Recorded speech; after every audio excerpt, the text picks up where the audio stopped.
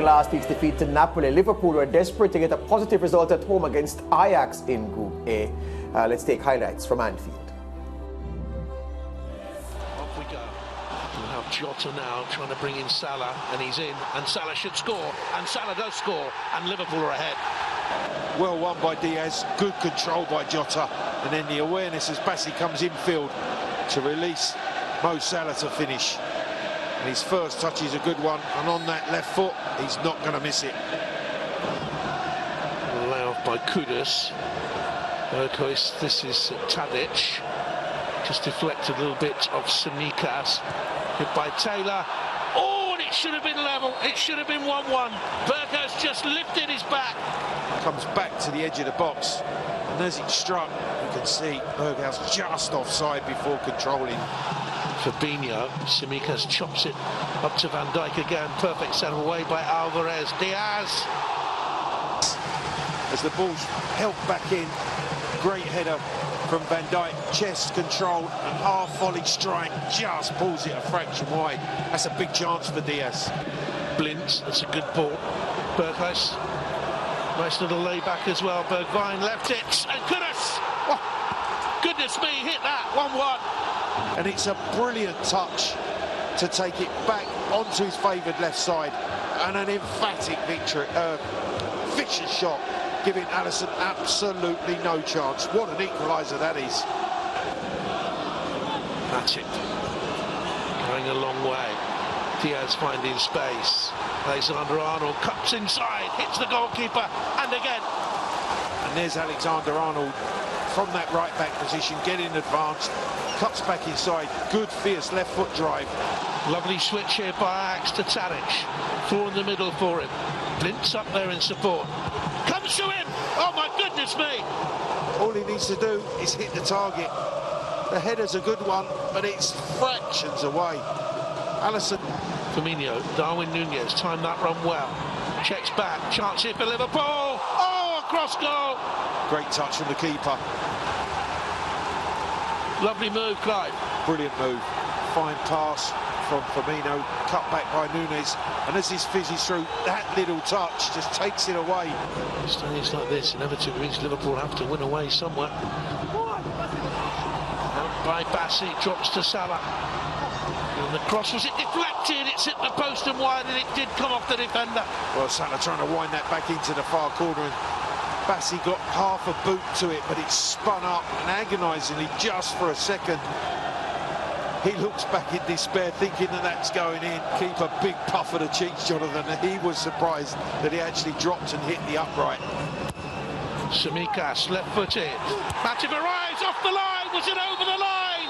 Goal. He checks the watch. The goal is given. Liverpool 2-1 up with 90 seconds to go. And that is a big moment. We'll see it from this angle. Matip arrives. You can clearly see well over the line.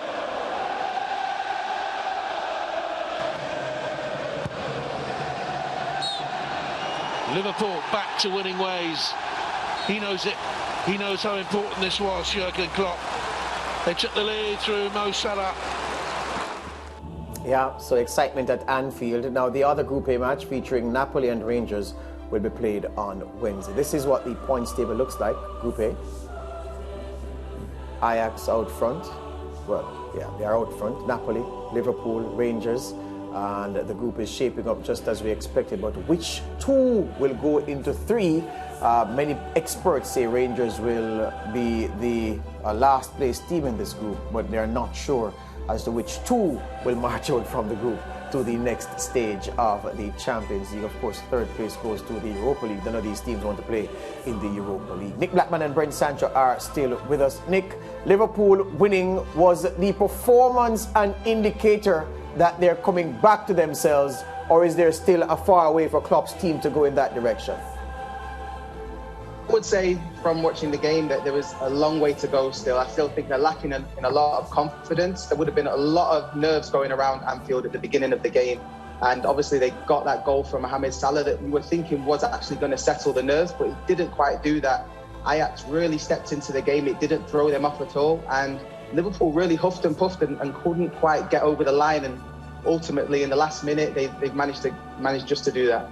Brent, from before you were a lad and having dreams of playing football, before you realized those dreams, Ajax was known as a factory for producing outstanding football talent. And they sold 15 players in the summer, Brent, and yet still they're able to fashion a football team strong enough to have dismantled Rangers in their first Champions League game, play unbeaten in the league, and give Liverpool an almighty scare at Anfield today. Based on how the game went, Brent, would the Ajax players be feeling as if they let themselves down, like they ought to have gotten a result at Anfield, given the chances they created for themselves? You probably have to add a manager to that as well, both tied and shipped out of Holland. But you're right, they've always produced the players. I think today's performance and the result in particular, they will be disappointed. If there was ever a time to play Liverpool for Ajax, it would be now, particularly with how frail their, of course, confidence is, the fact that they haven't been clicking, and Liverpool is a team still searching for answers. Ajax, for all their youth, for all their guile, for all their talent, still wasn't able to, of course, get the result. As much as the result is a bad one, I think the performance by Ajax is what they should take from it. And we talk a lot about which 2 out of the 3 would leave this group. I think if Ajax keep playing the way that they are, we're going to keep asking that question for some time to come. Well, based on what we've seen so far, Ajax and Napoli look certain. Liverpool, if they are back to themselves, should be one of the 2. We're seeing a replay here of the goal from the 20-year-old Ghanaian Mohamed Kudus. Absolutely tremendous, real thumping finish, and carrying on from his start against Rangers, where he also was on the score sheet for Ajax. Nick, I want to ask you, people said that the injuries and the attendant absences from the Liverpool team in the first weeks of the domestic campaign and in their opening Champions League game, that accounted for the rocky start that they've had to the season. They said that when Thiago comes back, everything will start looking good. Thiago played from the start today, was a late departure. Even did his presence have the stabilizing impact on the Liverpool midfield that the Liverpool fans said would happen when he returned from injury?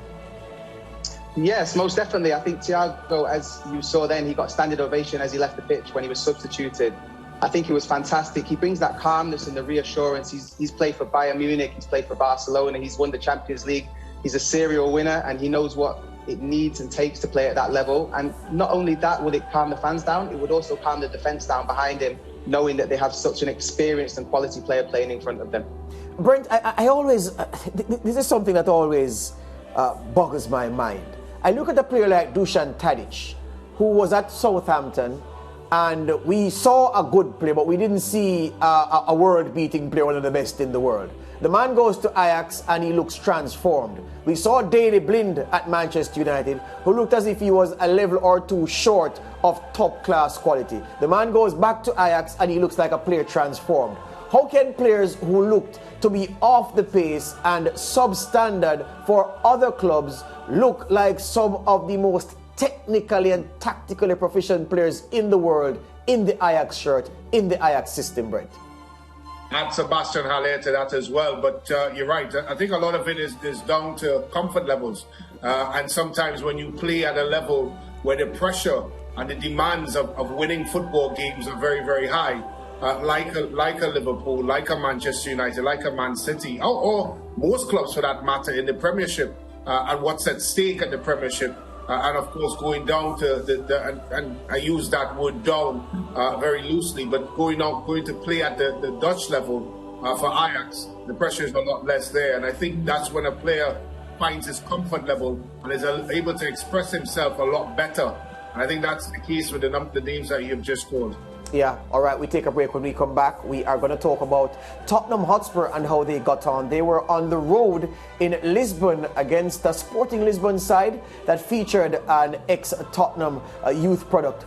But this man, Artur Gomez, at the death, it was a case of Radam for Tottenham Hotspur.